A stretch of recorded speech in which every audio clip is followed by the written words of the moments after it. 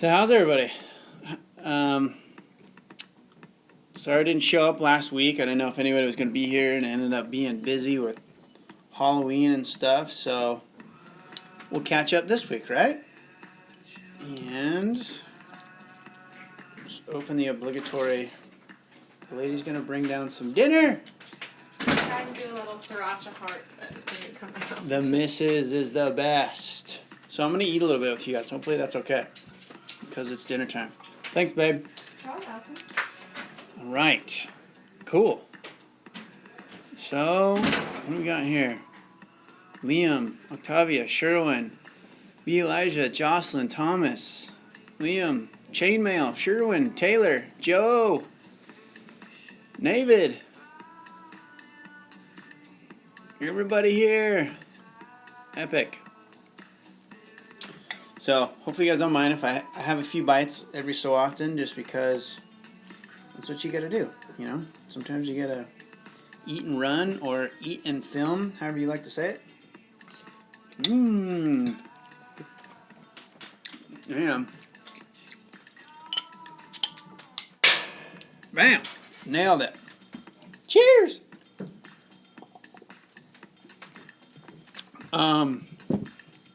Okay, cool. I'm eating, we had some healthy stuff. We made some quinoa, veggies, grilled chicken, and the lady made this like little kind of a Thai peanut sauce on it. So delicious, healthy stuff that when we're eating at home.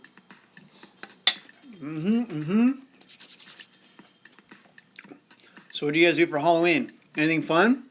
You guys do any cool stuff? You guys go see some ninja bartenders in action on Halloween? That's usually a super busy holiday. For us, it's actually not. I know, right?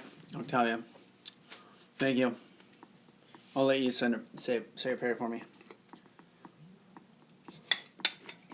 Oh, eat it down. I put razors in candy. Hilarious. I prefer acid. No, just kidding. Little Red Riding Hood. Nice. Yeah, did anybody work and dress up?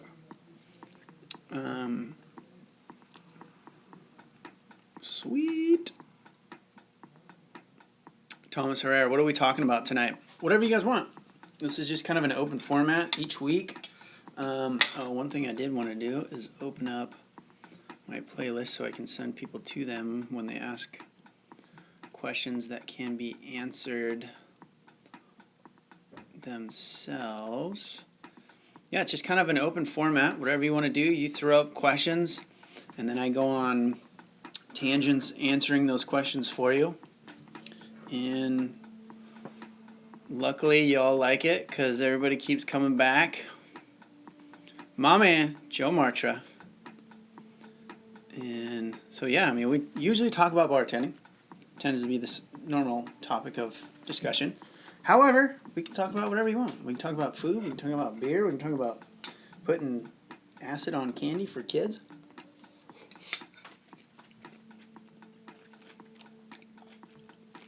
David, Tassin, do you take classes? I take school, like college, like university classes. I never went to a bartending school. Most bartenders never do. Most of the time, the way you get involved in a bar is that you work in another position and then you move up into it. And that's how I did it too. Although I was hired knowing I was going to be a bartender, and I started bartending shortly thereafter. I got kind of lucky in that regard because I had a bunch of my friends working at a place. So anyway, and if you guys are watching, I tend to just kind of scroll down from the top. So if you have a question, I don't get to it right away, don't worry, I will. So just kind of hang out, stick with me. I'm going to start bartending, going to get into a bar school next week. And that's cool, you know. Bartending schools are great. If you can afford them and it's not going to put you in financial hardship, I think it's cool because it gives you a sort of feeling like you've kind of done it. You know, it kind of gives you a little bit of confidence, like you've stood behind a bar and had a real person order a drink, and then you make a drink. Just make sure you understand it's not a real drink. As far as I know, I've never heard of a bartending school that pours real alcohol. I don't know if they're allowed to do that. Although, there are a couple of schools that I have seen that are starting to work with clubs, and so you go in and you kind of can pour real stuff. Anyway, my point is it's usually water, so you're not actually pouring actual cocktails, but still, it's good practice, and if you're willing to pay that money to get that sort of little bit of experience, then, you know, it's cool. Nothing wrong with it, but it's not necessary, and it's not necessarily going to give you a huge lead into getting a job. Bartending school isn't really going to help you get a job. It's just going to help with your confidence, which in turn could help you get a job. But it's not going to directly correlate. Like most bars don't look at bartending school correlating to experience at all. So, cool. This beer tastes delicious, Thomas. Do you have one? Ow, damn it. Do you have one? Oh, I hope so. I hope so. Chainmail. I want to bartend. Do it! Oh, I know. Jocelyn, I try to get her to come in on camera all the time. She's not shy at all, but for whatever reason, I have a hard time getting her in front of the camera for you guys. So,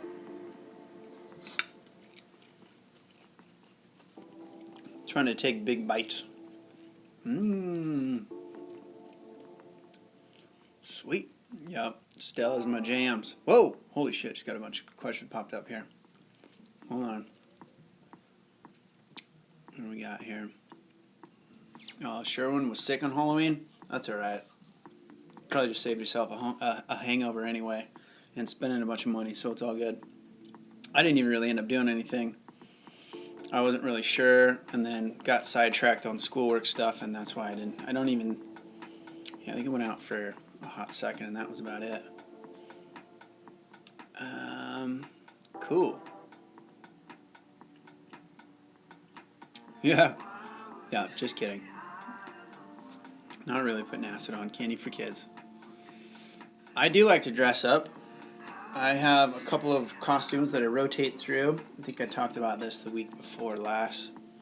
I have like a killer Indiana Jones outfit that I have, where it's like the like perfect on point hat. And then I have like a legit fucking bullwhip, you know, like that Indy has in the movie. And then that's kind of the main parts of it. It's pretty easy to put together. I got a killer like Cobra Kai from Karate Kid. And then I just ordered, it's funny today, I was just talking to my wife about this. The smart ads, like whenever you're cruising around on the internet, any sites that you've been to, you know, you'll see ads that'll pop up from those sites again through cookie tracking and website magic. So anyway, there's this shark outfit that I was looking at. I didn't buy it because I wasn't going to get it in time. So I'm like, fuck, never mind. And then it popped up while I was searching around. I don't even know the hell I was looking at something else, doing research for a school project thing. And it popped up and it was like on sale. So I ended up buying a costume for next year or whenever, today, actually. So it's a wacky little shark costume. So we'll be sharking it up. Anyway. Tips went into thigh highs. Yeah, girl. Fucking work that shit. Be Aaliyah? Oh, wait. Elijah? Am I spelling that wrong? I murder names on this regularly, so if I fuck your guys' names up, I apologize. Let's see here. Taylor, no. Chen, how long can you be a bartender? Forever if you want. I mean, there's career bartenders out there. It's not that common, and I talked about this on one of the older live streams a few weeks back, that you don't see a lot of older bartenders just because this is my own personal theory, that the industry is just such a kind of energy intensive industry. That's why you don't see a lot of older bartenders. And obviously, age factors come into play. Like, you're not going to see some 50 or 60-year-old bartender slinging booze at like a thumping nightclub. Not that it's impossible, but it's just like the lifestyle that you have to work in that environment, and the energy level that it takes to work in that environment is why you generally don't see older bartenders, because you kind of get a little bit older and wiser, and you figure out how to find places that you don't have to just be like redlining the whole time.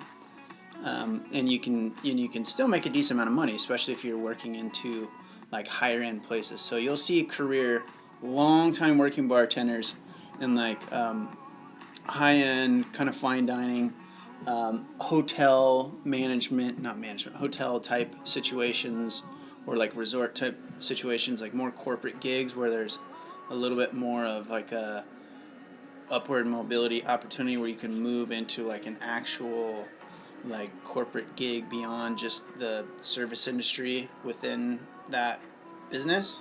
If that makes any sense. So, but your general day-to-day bartender tends to linger in the 20s to 30s or 40s maybe. And yeah, again, I just think that's just because of the intensity of kind of the energy that it takes. And after a while, you kind of get sick of dealing with problem alcoholics, sort of, and you just get over it. And honestly, it's very, very hard to make a lot of money. And some people just decide that they want to make more money, and so they move on. It's more of a lifestyle job than it is one that's like a career if you're looking to make shitloads of money. Now, you can make money, but it tends to not be that way often. It's like a good skill set that'll keep you alive, and you can work there for work in this industry for a long time. But it's hard to find like benefits, and it's hard to find like retirement stuff. So as you get older, you look for that kind of shit, and so people don't stick around too long. All right. So, World Series, Taylor. I know you said that question a little while ago. I did watch the World Series when I was at work. I'm not like a huge baseball fan. I know, hate me for that. I will watch baseball every year during October, basically. And luckily I was working basically every night the World Series was on, so I did get to watch it, yeah. It was some crazy fun games. And then B also said, what are the main questions asked in a bartender's interview? That just depends on where you're at. If they're more corporate, then they're going to have kind of a cookie cutter rap sheet of what they're asking, or it could just be off the cuff. Like whenever I interview people, I just kind of play it by ear and see the type of vibe that I'm getting from them, and I try to dig into finding their personality, which is usually what you want to show them either way. So, go check out the Getting the Job playlist that I have. I think, what do I call it? I think it's the bloody hell bartending, how to become a bartender, and the how to become a bartender playlist. There's the how to become a bartender with no experience. Part 4 of 4 is basically all about the interview. So go watch that, and that will help you out, B. Thomas, do you like Blue Moon? Try mango wheat. I'm not a big wheat or wit beer drinker guy. I don't usually like wheats or wits.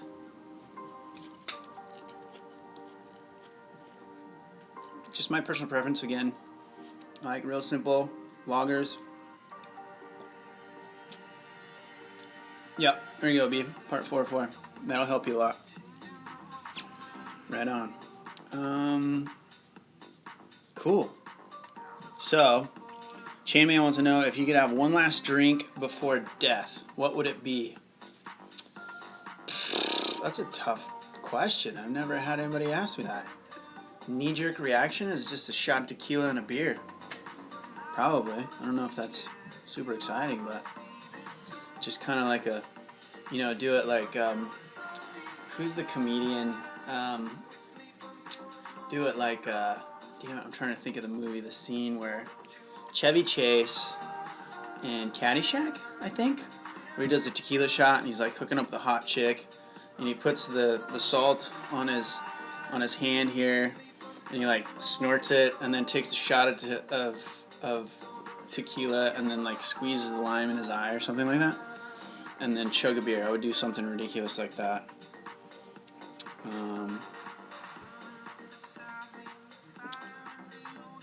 Bar school is just like on-the-job training. It is sort of, but the thing with a bartending school, or I should say the thing about like bars out in the real world, is they're all a little bit different. They're all similar, but they're all very different. So even though you go through a bartending school, it's good because it gets you kind of familiar with a basic routine that could be happening. Hopefully, if it's a good school, they'll kind of go through more than just teaching you drink recipes. That's the other thing that's kind of a bust about bartending schools, is they just focus 95% of their time on bartending school on drink recipes. But if they can give you some sort of a basic feeling of like, you know, this is how you set up, and this is how you break down, and this is the kind of the side work shit that you do. If they can give you a feeling for that, then they can get a little feel for the routine.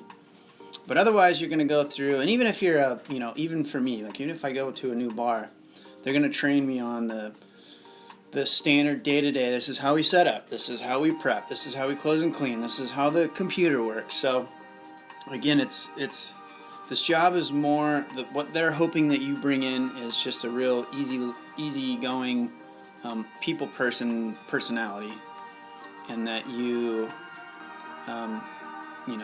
just knowing your drinks isn't enough, because that's like, in a technical term, that's like what you do on your, somebody says, what do you do? You're a bartender. Like, I make drinks. But really, you could consider it just, personal interactions. So anyway, the point is that yes, bartending school is like on-the-job training, but you will get on-the-job training, and each place will be a little bit different. All right. What makes a bartender a bartender? It's a deep question, Sherwin. What makes a bartender a good bartender? I would say just being able to anticipate your customers' needs, facilitating a good time, and creating good experiences so that they want to come back, and you create reoccurring loyal business, loyal customers. So, but what makes a bartender a bartender? It's like a deep philosophical question, if that's what you meant to ask, and it's, I think, the guy that's behind the bar pouring the booze. All right, so you guys are firing off questions. I'm lagging here. I'm trying to get down through these. Got an interview, and they asked me to come back tomorrow. Don't know what to expect. They're known for their wine and their cocktails, and they aren't getting into my head yet.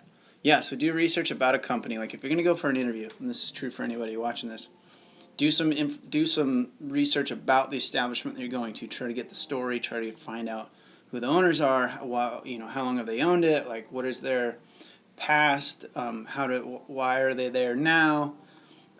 Is there some sort of special thing that they're known for? Try to be familiar with some of their wine and their cocktails just by going. Pretty much every place has a website now with their menu on it. And if you can't get that, then try to just physically go in there and take a look at them. So, yeah. And then again, that's another one for you. No one take this name. Very clever. No one take this name. They go watch that again. The Getting the Job playlist, part 4 of 4. What's the actual name? How to Become a Working Bartender playlist, and then the How to Get a Bartending Job with No Experience. There's kind of a 4-part, the number 4 in there. That will help you. Same thing. All right. I have the same problem. I can't remember studying. I have actually to make the. Yeah. Don't worry. I mean, when you're at a bartending school, just do what you need to do to pass with the drinks. Because when you get to a place, and me and Anthony talked about this a couple weeks ago when I did that interview with him, like, you only need to know the drinks that are at your establishment. And that's usually going to be a small range of 10 to 20 drinks maybe. And most of those are self-explanatory 2-part rum and coke, vodka soda, gin and tonic type drinks. So you got to keep in mind, always remember that the general public aren't expert cocktail people, right? They have the basics that they drink. It's just like, what did you know before you started bartending? That's what everybody else in the world knows. So you don't have to stress about knowing a bunch of crazy ninja drink recipes. It's not about that. It's about just being able to be casual and talk to people and not seem like kind of stiff and awkward. And it's a little bit nerve-wracking at first just because you're not used to it, but once you just start to realize that all you're doing is having conversations with people and facilitating them to have a drink and have lunch or dinner or whatever, then you kind of like, all right, I got this. I was a Dalmatian at my bar. Nice. Oh, like 20 servers. Oh, that's hilarious. Everybody dressed up like Dalmatians. That's pretty fun. See? Everybody was like random shit at our bar. Have you seen the cocktail portal videos on YouTube or Instagram? I have not. But I know there's a shitload of just cocktail recipe channels and Insta handles out there that that you can spend hours and hours and hours and hours and hours learning cocktails for sure. And that's why I don't do them as much. I will, and I still have a bunch that I really want to shoot, but nobody's talking to you guys about this part of it. So, when everybody's just making drink recipe videos, it perpetuates that idea that bartending is just about drinks, and it's not. I would go far as to say that that's the minority of what your job is. The only time that bartending is just about cocktail recipes is if you're in a fucking club and you're just getting your ass handed to you, or when you're really, really, really, really busy. And in that instance, it's not about all the crazy drink recipes anyway. It's just the basic. People are, give me a shot, give me a beer, give me a vodka soda. And that's just about speed. It's not even necessarily about the knowledge that you have. That's about efficiency of motion. So again, I can make the argument that it's not about drinks. But yeah, there's a lot of cool drink recipes, and if you guys want to nerd out on a lot of that stuff's really cool, like if you want to get into just like the craft side of stuff. So, I have nothing to say against anybody out there doing any of that. Okay. You guys are throwing out all kinds of shit. I gotta pick up the pace here. Pick up the pace! Going to school for business, Taylor. Studying entrepreneurship. I have a few projects up my sleeve that seem to be compounding every day. I keep getting more and more projects coming to me. I have a basic travel fitness thing that I'm making that, classic kind of Shark Tank was looking for it just because I wanted to buy it. Didn't exist, so I'm going to make it. And then out here in California, we've gone recreational, and I have a few friends that are in the green business, if you know what I mean. And so I have potential opportunities to go into some of that stuff. So I don't know. Plus, me and my wife do our yoga businesses. So I get all kinds of stuff. So that's why I went to school for business and like entrepreneurship. Tequila! All right. You already had a great time in Atlanta, Southern Exchange, Peach Street, and big Halloween party. Drank 50 Firefly sweet tea vodka all night. Nice. Ooh, I like this song. It's pretty dope. What is this? Big Data. Nice. The Dangerous Oliver remix. Turn it up a little bit. Yeah, turn it up a little bit. So, Chen wants to know, do bartenders have to drink? This is a good question, right? This is important to know because they are, it depends on where you're at, but generally it's technically not allowed. And I don't know if, I would go as far to say that it's actually illegal, but I don't know if that's actually true, so I'm not going to say that. But you're usually not going to get the just blatant thumbs up from your manager like, yeah, just go for it, get wasted. So it's one of those things that happens all the time.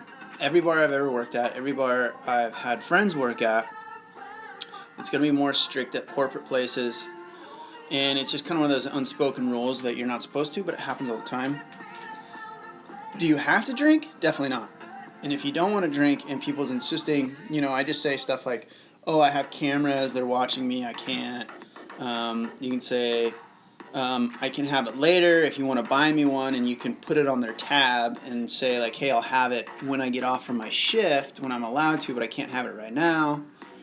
So you don't ever feel like you have to drink, especially if you don't like to drink or you don't drink at all, then definitely don't.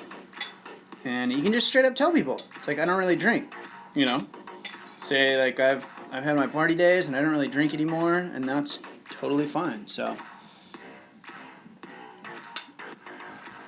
all right, this song's getting kind of weird. Yeah. Arabella, are you reading this chat from somewhere else? Yeah, so I have my camera here, which is actually just kind of my phone. And then I have my laptop over here.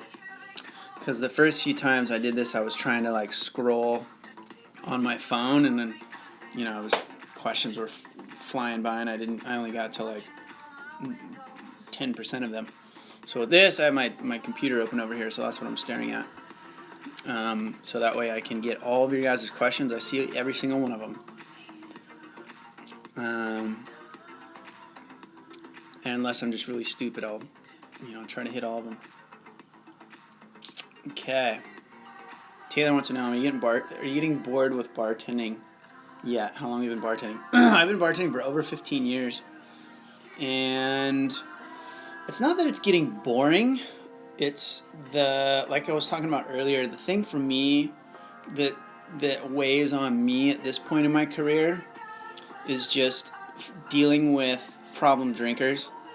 And I really have a kind of and I really want to do stuff in my life. It's really cliche, but it's like I want to do stuff that contributes positively to society. And you can make an argument like, well, you're contributing to a good time, and that's true. But that's not everybody. Like a lot of people that come in, especially your regulars, they are just raging alcoholics. And it's basically your job to facilitate them to continue that bad habit. So I have a hard time with that. And just really heavy drinkers are notoriously depressed, shitty people. So that gets challenging when you've been doing it for a long time as well. But what job in the world doesn't get challenging? I mean, even when I was way the fuck back when I was a pro snowboarder, there was shit that I got upset about. It's like, oh god, I don't want to go to this trip to go film. Like, fuck, I just want to hang out, because you get sick of traveling. There's just human nature to become complacent or not wanting to do your job, no matter what the fuck it is. So the trick is to not focus on the shit that you don't like, and it's to try to find the optimal situation for yourself and your life, and then to try to focus on the good stuff, right? And that's all we can do. But at the same time, you have to be honest. If it's not making you happy and it just keeps, certain things keep coming up, then you have to ask why. Yeah. All right. What's your favorite bartender movie or fictional character? Well, obviously you got Tom Cruise Cocktail, which is super cliche and hilarious, because that would be, as entertaining it is, would be the most annoying bar to go to, because it's going to take you 2 hours to get a fucking drink with those guys back there just throwing shit around. It's like, just give me a goddamn beer. You know what I mean? So, and then in terms of like the most real, and I throw this one out all the time, realistic depiction of the service industry is the movie Waiting. And it's more about a restaurant, but all the dysfunctional drama and shit that happens behind the scenes is extremely accurate. So it's a terrible movie, but it's one that I like to refer to in terms of giving you the basic stuff, idea about what it's like.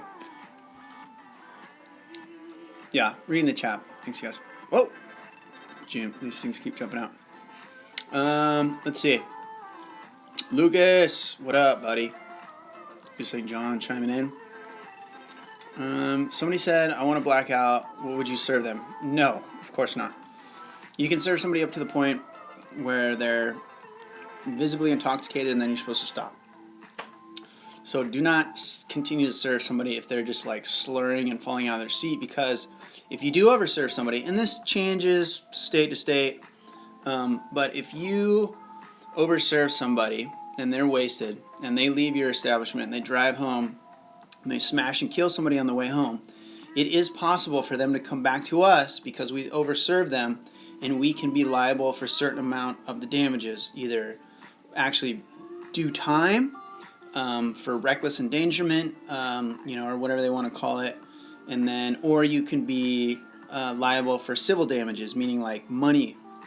And this actually happened recently to, I don't want to say where, but a bar that I know about, and a girl that I know about, who she went in there and she was in the industry, they're like industry friends, and she went in there and she basically had 4 double tall cocktails in like an hour and a half, and then drove home and blacked out or fell asleep at the wheel and ran through a stop sign and mowed into a group of people, and like didn't kill anybody, but like took out a fucking kid and his uncle.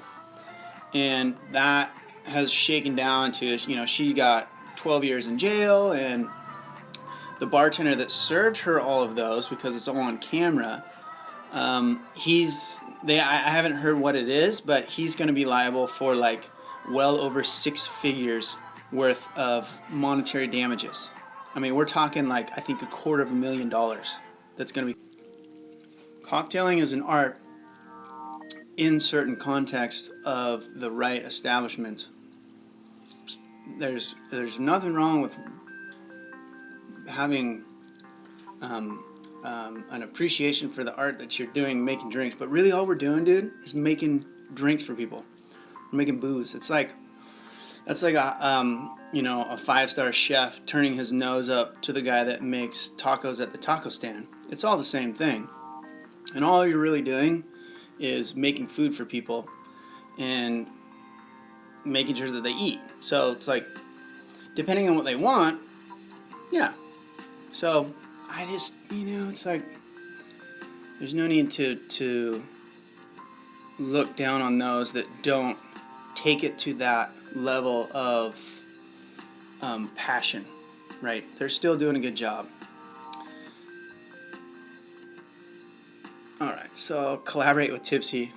Yeah, that guy's, he's an entertainer. He's like an actor guy. His friends are all like huge professional YouTubers and shit, so. Lucas, how many people do you serve a day? Shit, I don't know, man. I have no idea. Anywhere from dozens to hundreds. Just depends. Yeah, I'm online. Okay, where are we at? Nightclub. Best friend in the canna business. Whew! Man, I'm way behind on these comments. Holy shit. Sorry, guys. I want to go to New York City.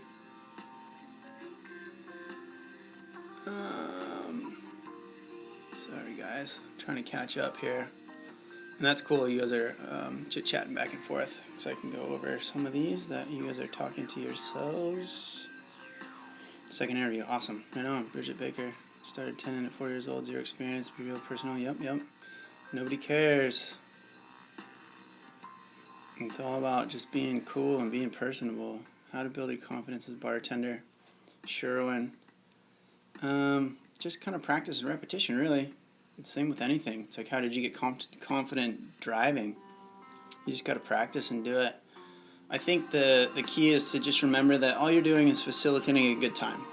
Right? So you're just there to chat with people and help them experience whatever they're trying to experience. That it's not about us. It's about them and their experience.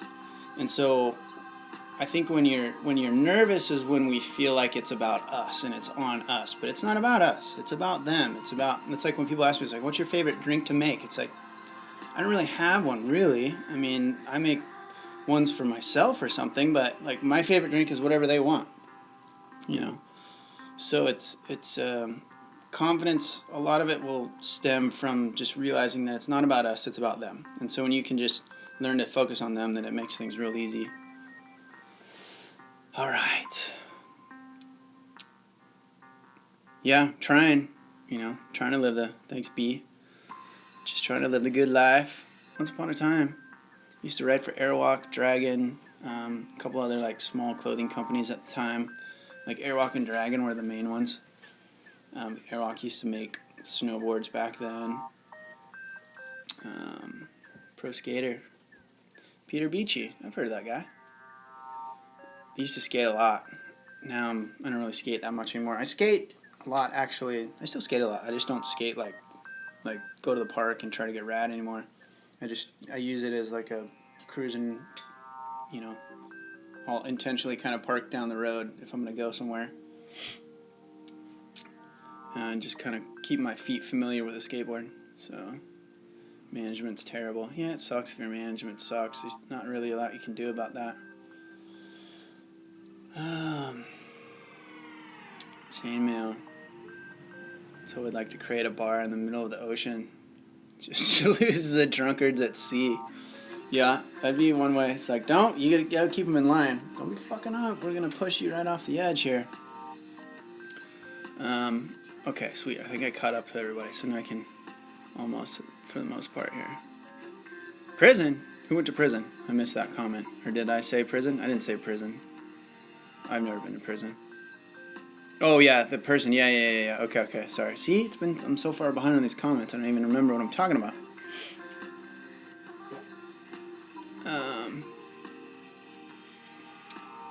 Yeah. How many bars have I worked in? 1, 2, 3, 4. 1, 2, 3, 4, 5. Yeah, 5 over my 15 years.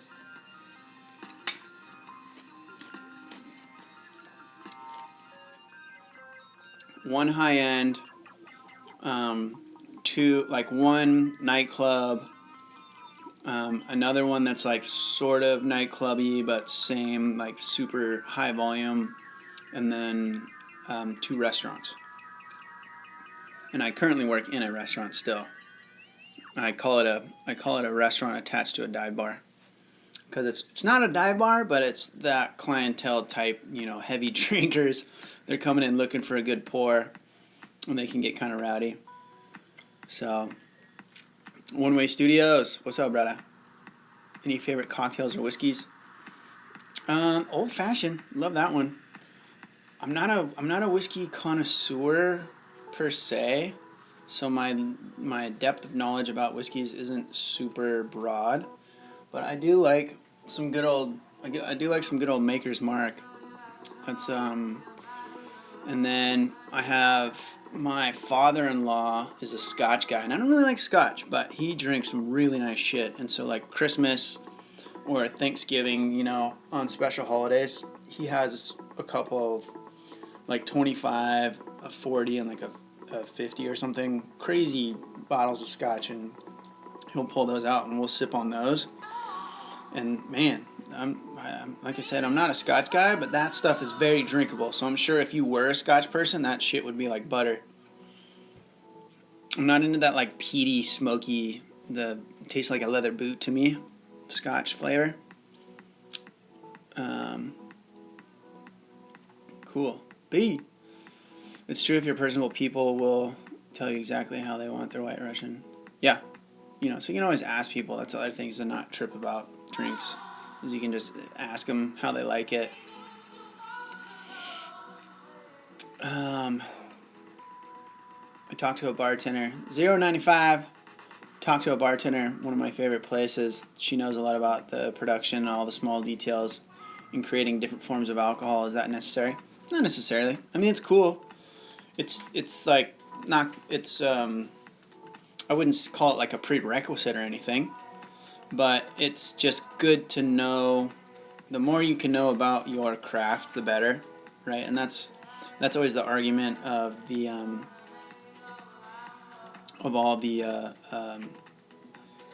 craft guys. Is like, you just don't care enough to learn that much about it. It's like, yeah, that's a little bit condescending, but it's not necessarily in terms of the fact that most people will never ask you about it. So if it was something that was on a day-to-day regular that you needed to know, it depends on where you work, right? If you work at a place that's known for their detailed and selection of various types or a certain type of alcohol or a certain type of cocktail or wine or beer or whatever it is, then it's good for you to know about that. And it's just going to make you more knowledgeable. Man, it's already, God, these things fly by. It's already 7:45. Holy shit. Iris, New Jersey in the house. What's up, girl?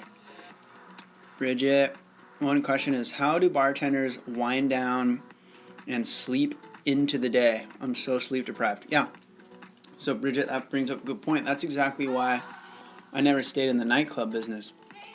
Like, I'm an outdoorsy, love, obviously I snowboarded and stuff, so like going to the mountains, that requires generally getting up early, if you're going to be on it. Living here in California and San Diego, I surf. That's like my main passion, and anytime it's good, I'm out there. And generally the way that it is, it's the conditions because of the wind, and anyway, it's usually better really early in the morning. So for me, being a vampire that was working, or I was becoming a vampire working at those nightclubs.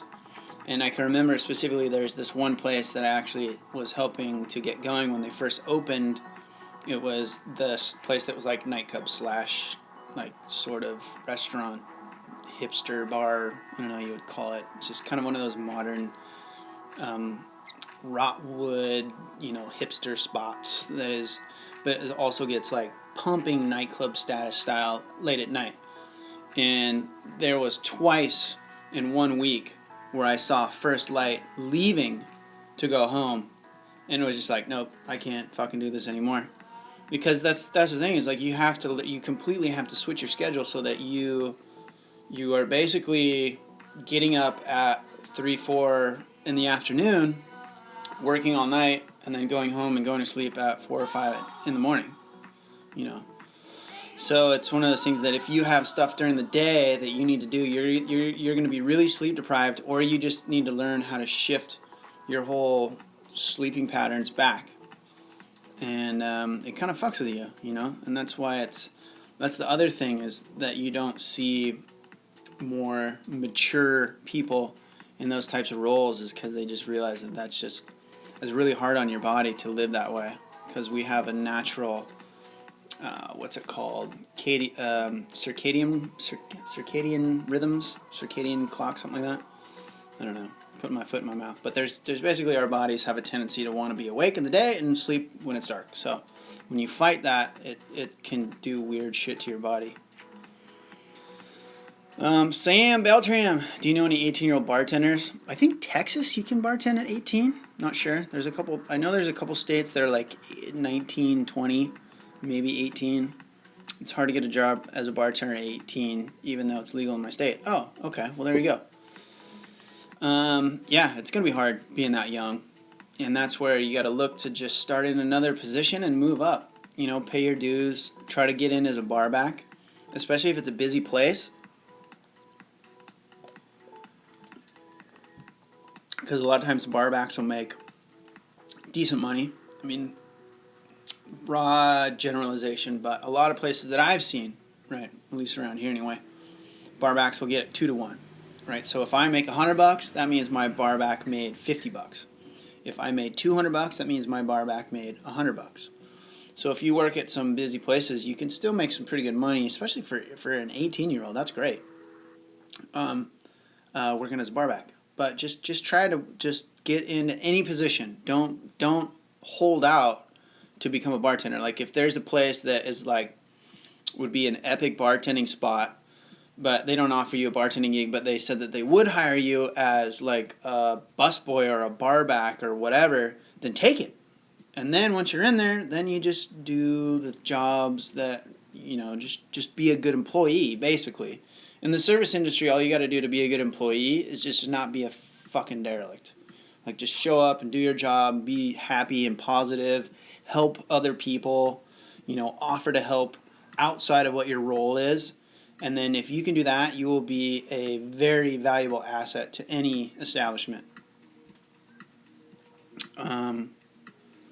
B, what is your expertise? Are you asking me? Bartending. Right? Or in life, that's a can of worms that I won't even open. Arabella, I think it's great to have knowledge of certain alcohol, how alcohol is made. Certain customers are impressed by knowledge, and it's always good to have that knowledge.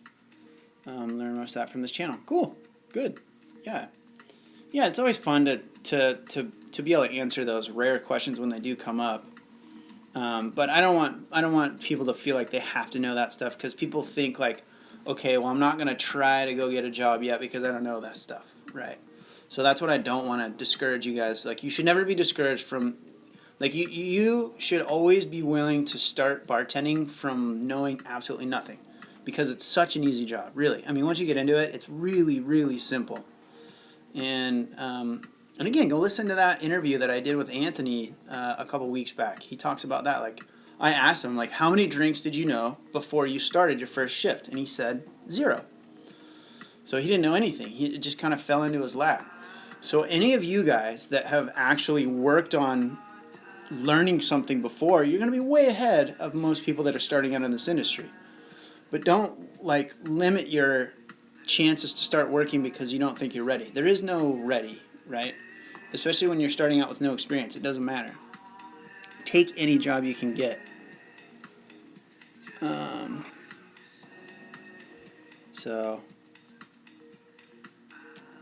Okay. Makes you feel better to know that you're so experienced and don't know much about whiskey. Yeah, it doesn't matter. So it's like, I know it's because you know a lot about the places that you work at, and the the high end place was good because I learned about wine. The nightclub place was great because I just learned about just like mad fucking volume.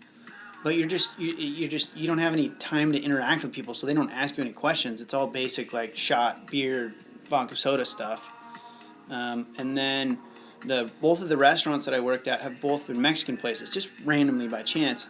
So my knowledge of tequila is really deep. But that's the thing, is like, you really only need to be an expert at the place about the stuff of the places that you work at. And you can become more well-rounded, but don't wait to become well-rounded before you start, is my point. And at the same time, realize that you don't have to be just otherworldly well-rounded to be considered a good bartender. I mean, it's just it's more a people-person interaction, customer, relation business. It should be called person tending, not bartending, right? Okay. It takes me forever to wind down after work. I usually don't fall asleep till the sun comes up. Yeah. I don't know about your personal beliefs in life, but I tend to find that a little bit of cannabis sativa will help a little bit with that when you're coming home. Just a little toker, help you go to sleep, wind down. And that's the other thing, is the other way that people will do that is they drink a lot. And that's why there are amazing problem drinkers and alcoholics in this industry. It's just, you're going to be, not only your patrons, but your coworkers a lot of times are just problem alcoholics. So it's just an industry that facilitates that. So I would say, like, oh, just have a glass of wine and go to sleep, but that can be a dangerous rabbit hole to go down. So anyway, Iris, I have a question. Made my martinis with vodka. What is the best dirty martini to me? Should I make it a gin? I ask people. So if somebody has a martini, if somebody just blankly goes, can I have a martini? I'll ask them, vodka or gin? Is there any vodka or gin, once they say vodka or gin, is there any one that you prefer? And that's just a good question for any cocktail, by the way, you guys. Like, if somebody says rum and coke, say, is there any rum that you prefer? And basically what that will do is automatically get them thinking up from the well. Because if somebody just says rum and coke and you turn around and make it, you're just going to be making it with the well alcohol. As opposed to, if, like, is there any you prefer? And then, like, well, they'll start with, like, oh, Bacardi, which is usually, like, a step up. It's like a call brand. Depending. I don't know. It depends on where you work. That could be the well stuff. But it just Or you can go like, oh, would you like an age, like a Bacardi 8 instead or something? So that's something you do. So anyway, I'll ask them vodka, gin, any vodka or gin you prefer. And if they want it dirty, then you can just make it dirty in that regard. But yeah, I would, if they just blatantly say, hey, I would like a martini, then I would specify, clarify if they want with vodka or gin. Okay. B, have you tried Hornitos? Cristalino Anejo. I don't know if I've had that one. I've had a lot of Hornitos in my day. For sure, I like that tequila. Beam Suntory October release. Not bad. Take a shot. Yeah. I don't know if we have that. I have not seen that in my bar. We have our high-end stuffs like the Patron Grand and Roca, a bunch of crazy Herradura shit, and then a bunch of like boutique-y, no-name brands that you wouldn't have ever heard of. But they're... And it's not even knowing labels necessary. It's kind of like what you were saying. Somebody was talking about like knowing the processes of explaining why something is better, and then it becomes a little bit of salesmanship. B loves dirty martinis. Tito's Olive Brine 3 large olives. Yep, that's my wife's drink. Just a little, actually, just a splash dirty.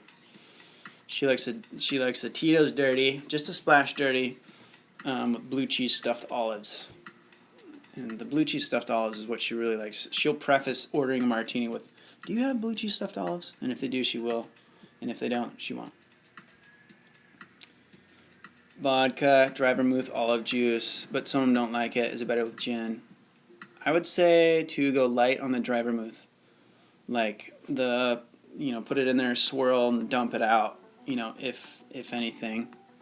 And I know there's like kind of this resurgence of dry vermouth coming back into a bunch of drinks, but I still go very, very light on my vermouth on most of my martinis. Yeah, he was saying the same thing. I always make vodka, but I ask what they want. Vodka, gin, shaken, stirred. Yeah, so just clarify. I love it when you curse. Come on now, we're all friends and family here. God damn it.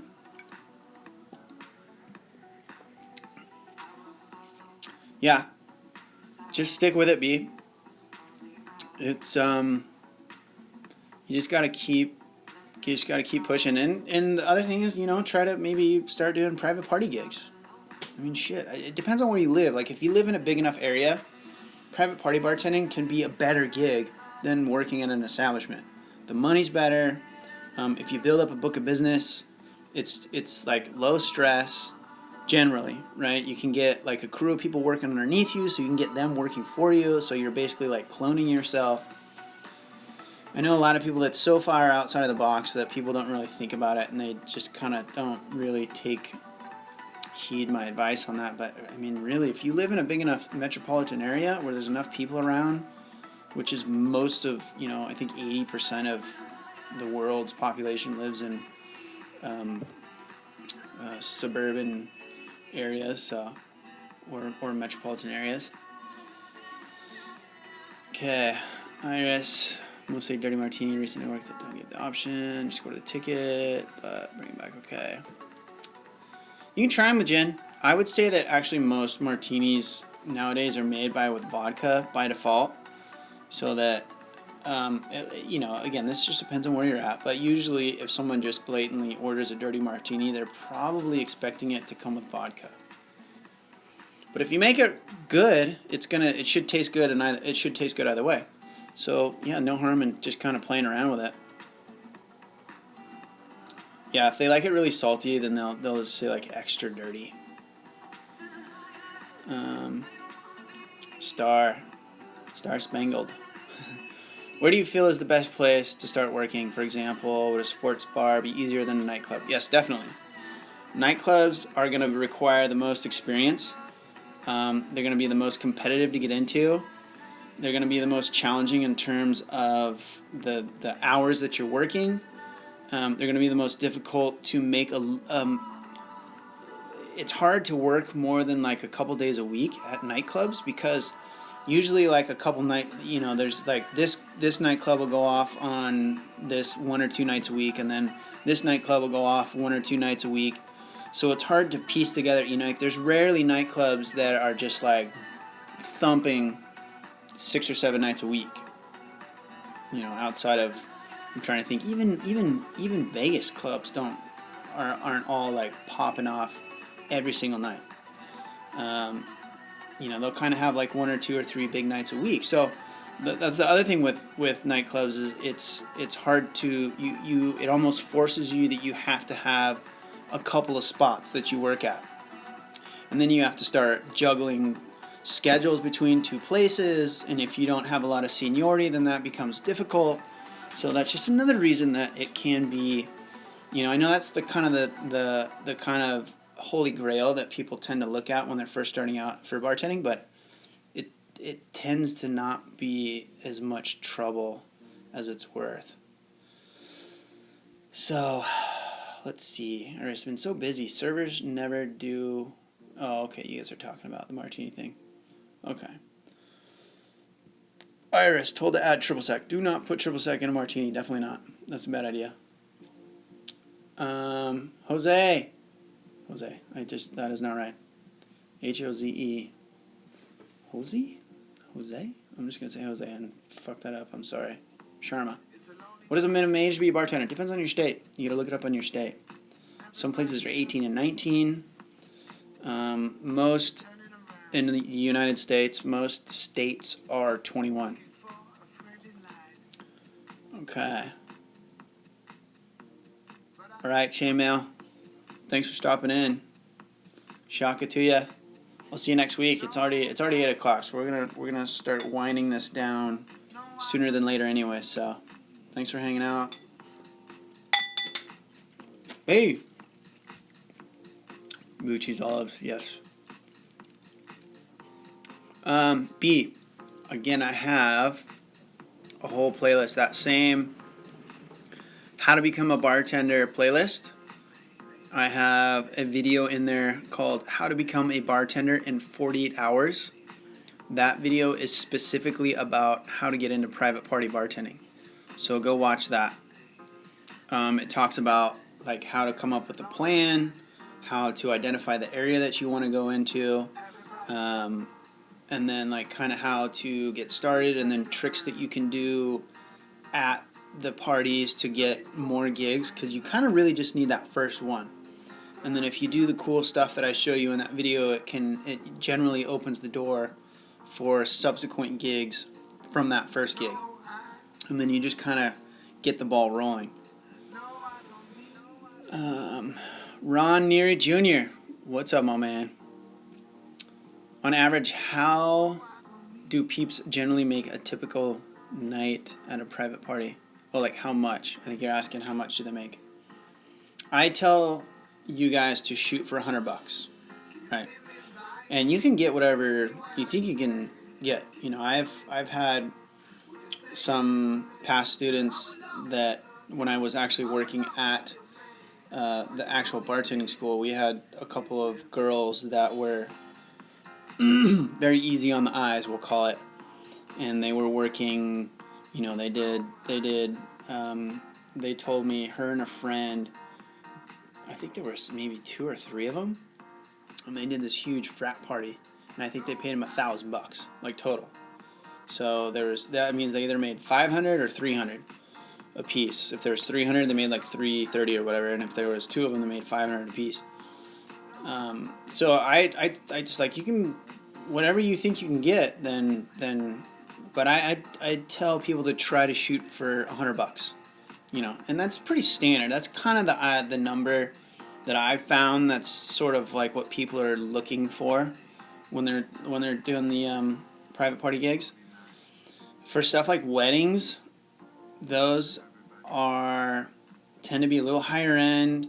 You usually have a couple of people, and you're booking, like if you want to start doing wedding stuff, which is a good route to go down the private bartending gig route, is to get in with like the planners, like the wedding planners, and start networking with them, seeing, you know, even if it's just like, oh, we have our people and we're fine, Just like, all right, well, just in case, because you never know, shit happens sometimes.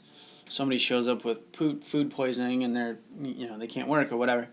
It's like I can keep me online as a fill-in, or if you just need somebody to go to another gig that you can't handle, then you keep my number and then just kind of keep touching them, follow up with them once a month or so so they don't forget about you. But anyway, yeah, with weddings it's going to be a little bit more, so I'd say maybe a couple $100, $200 to $300. So price it out in your area, right? If you want to do that stuff, go see what the competition is, and if there is no competition, then you should definitely set up shop doing that. Bridget, is it possible to bring in following? Is it possible to bring in a following on and off night at a club? My Wednesday night shift was bottom of the barrel, but I built a following. Customers like consistency. Oh, it is possible to bring in a following. Yeah. It is. But if a place bangs, Friday, Saturday night, you're going to have a hard time. Some clubs aren't even open, right? There's a lot of clubs around that down here that are only open, Thursday, Friday, Saturday night. And that's it. And then the rest of the time it's just a restaurant. So it is possible to build up a following, but at a place like a nightclub that's a unique environment that you're not going to be able to just kind of do it on your own. You know what I mean? Like if it's a real nightclub that's got hundreds and hundreds and hundreds of people in there, it's and there's 5 different bars throughout the place. It's going to be on a whole nother level. But yes, you can build a following.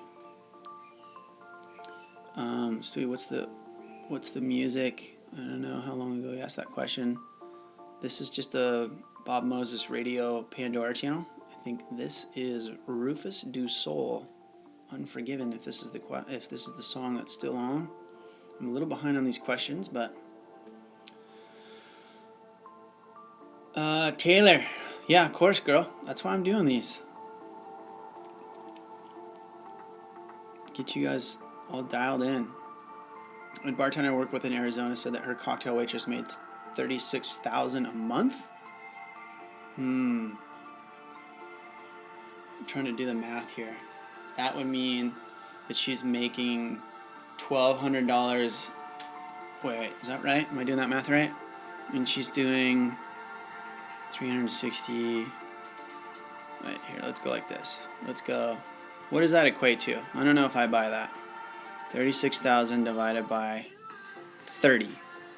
That means she would have to work every day, 7 days a week, 30 days a week, and make $1,200 a night. I don't know if I buy that. There's something else happening. Either that's not true, or she's selling drugs, or she's selling her body. So that is, I don't know if I believe that. Well, it is possible. Either that or she's working at a place, if you cut that in thirds, that means she would have to be making $3,000 to $4,000 a night if she's working 3 or 4 days a week, which, if that's true, then let me know where that is. Maybe I'll move to Arizona.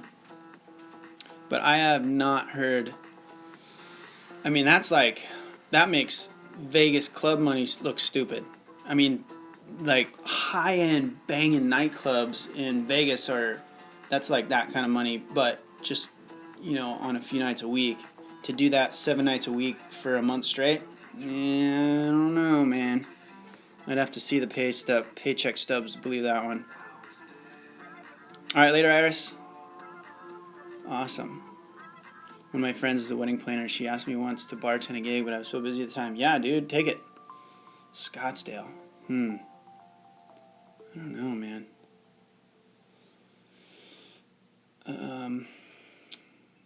What is the following? Sorry, I don't understand. Oh, so a following is just you build up your locals, right? So if you do all the things that we talk about, right? If you go, let me see, where's another good video that I talk about that?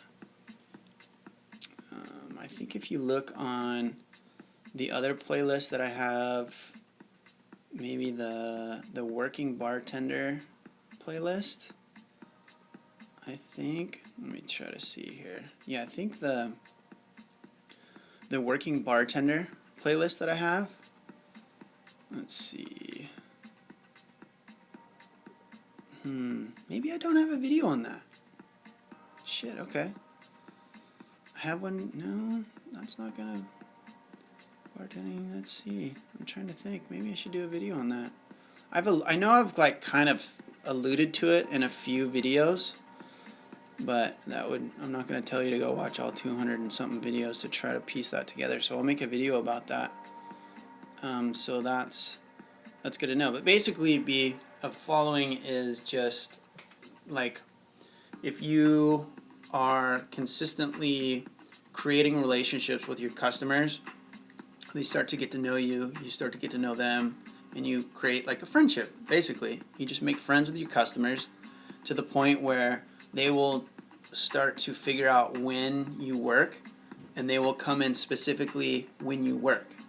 And so they'll come in just to see us. And so that's like a following. I could kind of put it like if like this. I could say like you guys are part of my following on YouTube, right? Kind of a thing. So if you do that in a restaurant or a bar or a nightclub or wherever you're working, then in certain environments it's really hard to do, right? Like nightclubs, you don't really have an interaction with people just because it's fucking crazy all the time, right? But more of a slower paced restaurant style environment, then you have that ability to be able to interact with people, and they get to know you, they get to know your story, you talk to them, you know their story, and you talk to them like, you know what's going on in their life, and they become friends, and they come in and they see you when you're working, so that becomes your following. Yeah, I agree. She's not making that kind of money unless she's sleeping with all her customers. Yep. Yeah, she's a stripper. I don't even know if strippers make that kind of money. That's like doing a little bit more than stripping it, you know what I mean? Andrew, what's the most tips you got in one shift? I think my record was like around $800. But generally my big shifts are like $400 or $500, which aren't that common. I have probably, those will happen around the bigger times of the year, like where we're at in Southern California. We have a racetrack. Like, I don't know if you guys watched the Breeders' Cup on TV. I don't know if any of you guys watched any of that shit. That was just, I'm sure that was probably nationally televised. The big horse race, the Breeders' Cup, that was right next to my bar. So we were fucking slamming this past week. So anyway, days like that. Or we have the racetrack season that opens in July. And so like the first like opening day is like one of those days we'll make $500-$600 plus. As a Mexican joint, Cinco de Mayo is another one of those types of days. Around the holidays, like when all the kids come into town around Thanksgiving or Christmas, those shifts are super busy. So we'll bump up towards like the 500 or over range on those ones, and then on my like good shifts, the rest of the time are $300 to $400, and then your like average nights are probably 200-ish, around, or a little bit lower, in between 100 and 200, depending like in the wintertime or if you're in the summertime. So yeah, like bartending, I don't know, I don't understand why there's such a misconception that you can make a fuckload of money. And I think just because the sensationalized stories that come from, people that are lying, or maybe not, I don't know, but, stories like this chick from Arizona or whatever, or, you hear about the bartenders in Vegas making $700-$800 or $1,000 a shift. Then that plants the seeds like, oh, you can make $1,000 a night as a bartender. It's like, well, yeah, in theory, but that's not anywhere near the industry average, right? That's not even close. That's like 10 times the industry average. So it's not a job that you should ever get into looking to become rich, because that's not going to happen. This is a lifestyle business that is very flexible in terms of being able to take time off and travel and only have to work, if you don't like working 40, 50, 60, 80 hours a week, this is a good job. If you only want to work 4 or 5 days a week, 3, 4 days a week, I'm averaging 4 days a week right now. And it's good because I'm like, my connection's all shitty right now, so sorry if I'm going to take a bite while my connection sucks with you guys. So,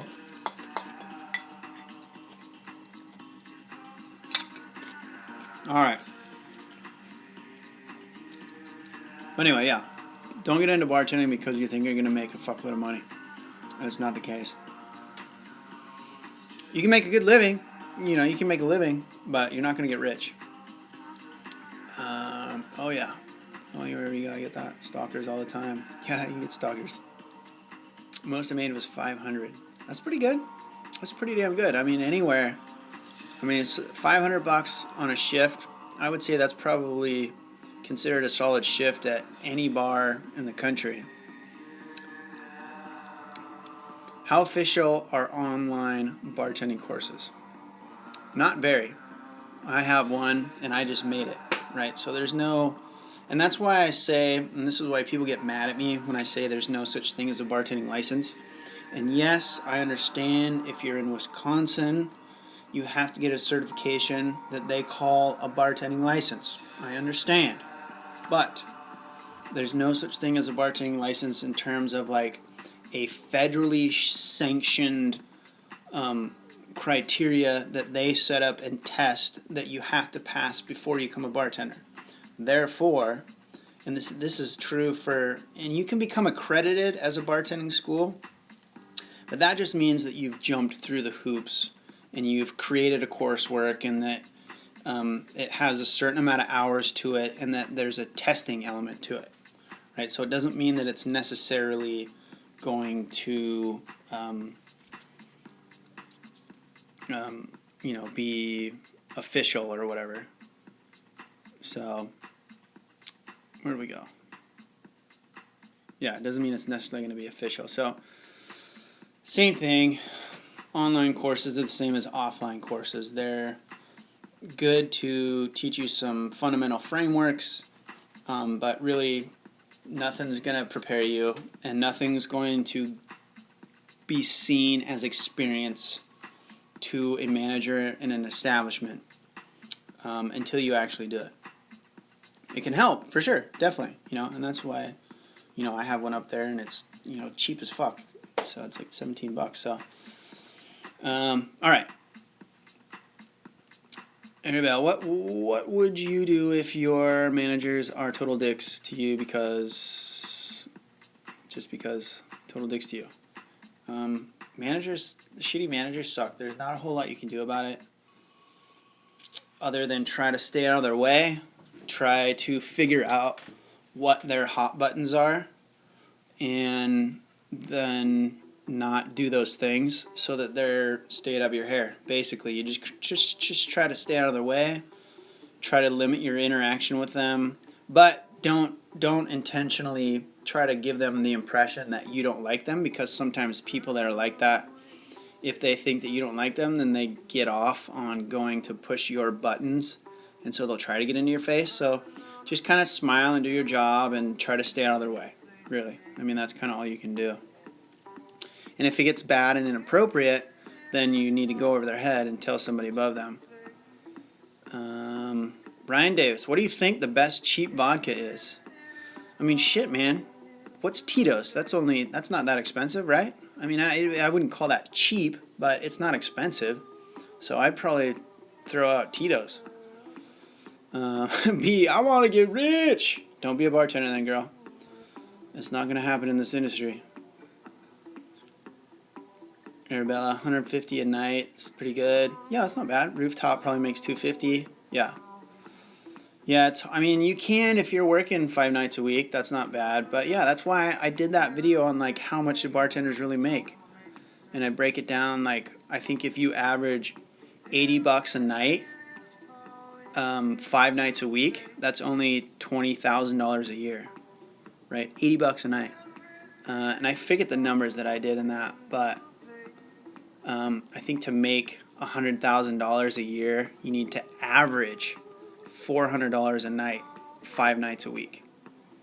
So that gives you an idea of what you're shooting for if that's your kind of number in your head, which in Western societies, that tends to be the magic numbers. Like, I want to make 6 figures. All right. What about tips? TIPS. I see it required so many places. I'm actually trying to get tips certified so that I can sell that on my website for you guys. And I just basically need to go to this training, but it costs like $500. And I'm like, God damn, man. So anyway, the tips trainings are, they're just, it's like the Wisconsin bartending license, right? It's responsible server training. They teach you how to check IDs. They teach you how to serve people responsibly. They teach you how to cut people off. They teach you how to identify fake IDs, and that's it. Right? So they don't go into like, this is vodka, tequila, whiskey, bourbon. This is how you pour a shot. This is cocktail recipes. Like, they don't go into any of that. It's simply responsible serving, and but it doesn't go into, you know, details about recipes or anything else at all. It's simply about like how to check an ID in your state, how to not overserve somebody, and then how to cut them off, basically, is what tips is. And the establishments like that because depending on how the laws are written in your state, if you have a tips certification and you get popped by your licensing agency of your state, the Alcohol Beverage Control Board or whatever agency controls and issues liquor licenses in your state, sometimes, you know, because they'll come in with decoys and try to catch you. And if you accidentally, hopefully it's accident, if you accidentally serve somebody and you have a tips card, it can kind of work as a get out of jail free card. It can go like, look, this was just an honest mistake. My employees are trained. You know, it wasn't a severe infraction, blah, blah, blah, blah. Because anytime your establishment gets popped by the regulating agency, you know, that issues the licenses, then you get fined, and it's a strike against your license. And it's pretty consistent from what I've heard across most of the states. But like, if you get too many strikes against your license, then you'll lose your license. And if you're a bar and you can't serve alcohol, you're out of business. So that's why it's important for us to be, you know, vigilant about that stuff. But that's why owners like training on their employees, because it just helps you be more smart about it in general. So it's a good idea. But from a selfish standpoint, it can kind of help get them out of jail, or out of trouble. And by the way, if we are the bartender that serves, right, and this again I've heard is common in other states, but this is the way it goes in California. Like if an ABC in California, it's called Alcohol Beverage Control, right? So they issue and enforce licenses. If an ABC undercover comes in and I serve that agent, I get fined. The establishment gets fined, but I get fined as well. We have a strike against our liquor license because we had one of our old bartenders, he doesn't work here anymore, 4 years ago, he served an undercover, and it cost him $3,500. You know, we didn't fire him just because he's a really good employee, and it was just, you know, luckily he was a really good employee, and that was the only reason that he didn't get fired. You know, so you can usually, you know, you wouldn't be surprised if you got fired from something like that happening. So that's another reason you don't want to do it. But it's just good being savvy on that stuff. So anyway, that's why it's required at so many places. Okay, kids, we're running almost to 8:30 here. So if you got any other questions, let's throw them out. Let's do a last call on the questions here. And I'll try to get through a bunch of these quickly so that I try to answer all your guys' questions like I say I always will. Okay, so you guys are talking. Good. Does a bar test license need to be renewed? Chen? No. Because it's not a real thing, in my opinion. And now if you're in states that require a certification for responsible serving, and in places like Wisconsin, they call that a bartending license. In those type of states, then yes. Vegas is another place. I mean, there's a couple states where it's like actually required, and it's like a food handler's card. If you work at a restaurant, you have to have from the Department of Health, you have to go get a food handler's card so that you know how to wash your hands and know what the proper temperatures are to serve food and not leave food out and shit like that. It's the same kind of a thing. And so if it's required by law, then yes, you will have to renew it. If it's not required by law, then no, it's not required. So look up your state's specific requirements, and you can just Google like your state alcohol server certification requirements, or something like that. Like play with that keyword combination and find stuff, and it should come up pretty quick. And it'll probably mostly just be ads for the tips or for bartending schools. So find an official like .gov website and find your information from that. Okay. Let's see. Two is cheap will kill you. Okay, what are we talking about here?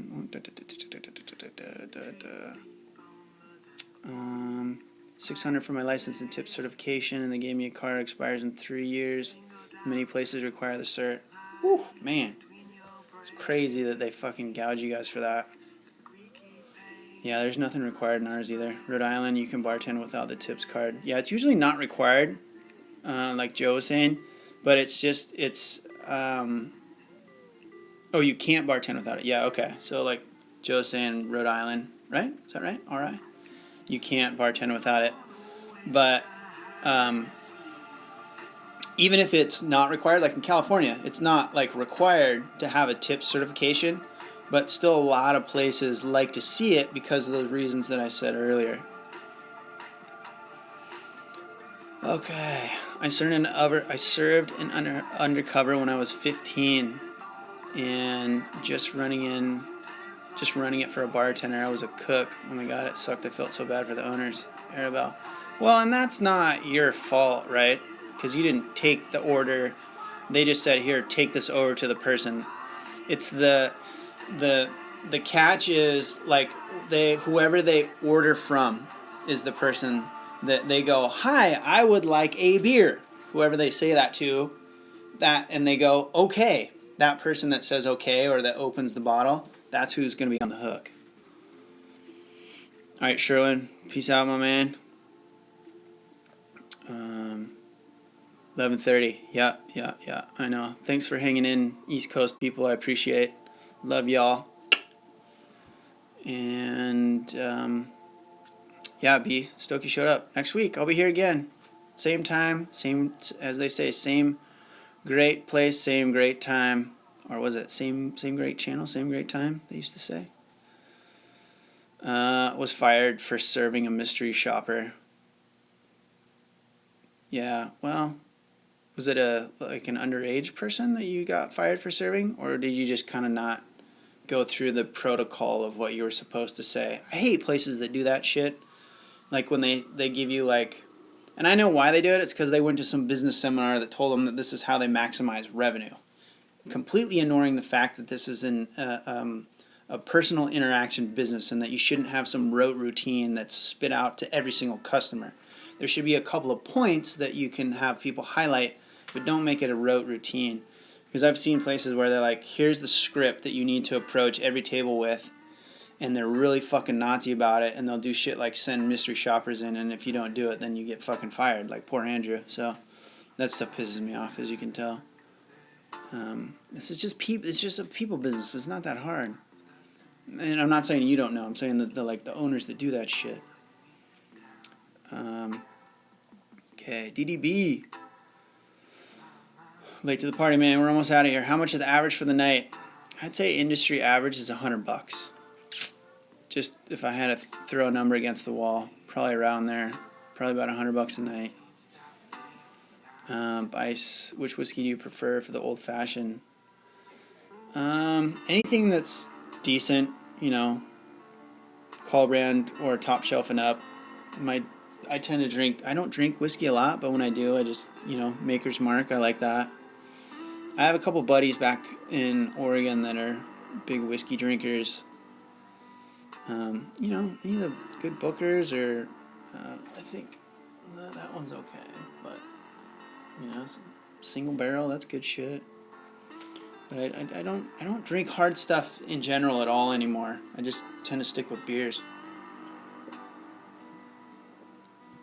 because it's just cruise control. The problem with being a good bartender is your drinks taste really good.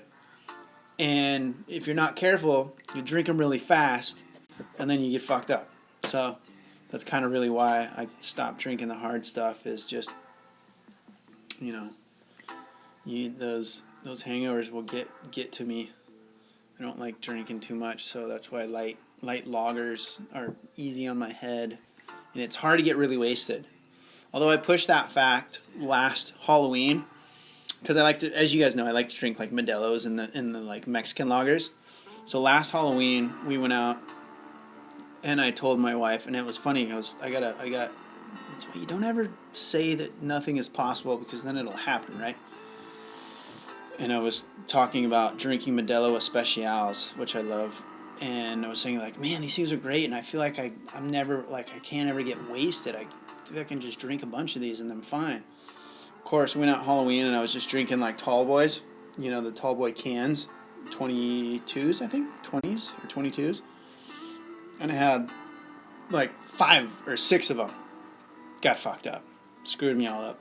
Which maybe for some of you guys that doesn't sound like a lot, but for me, because I don't drink a lot, I'll drink a few days a week, but it's like a beer, right? Or maybe 2. So I don't drink a lot. So I got fucked up anyway. Proved my old point that don't ever say something's not possible, because then the universe will show you that it is possible. Okay, Jay Python, is it required in New York to have a license? I don't know, man. I can't tell you that. There you go. B, no, unless you're working with food, but I think in New York clubs you gotta have the hookup. Yeah, so always check. Yeah, Knob Creek, that's another good one. B. Always check the license requirements in your specific state. Have you ever worked with a foreigner? Or your question, Chen, says, have you ever worked with foreigner? Like the band? I know, I'm just kidding. I have not. Wait a minute, let me think. Yes, I worked with a foreigner. It didn't feel like a foreigner because she was Australian. So that's basically that's just another fellow Westerner. So it's technically a foreigner, but I think if you're talking like, I've never worked with, no, that's not true. I worked with a European in the high-end place that I worked at. I worked with an Aussie girl at the bar that I work at now when I first started there.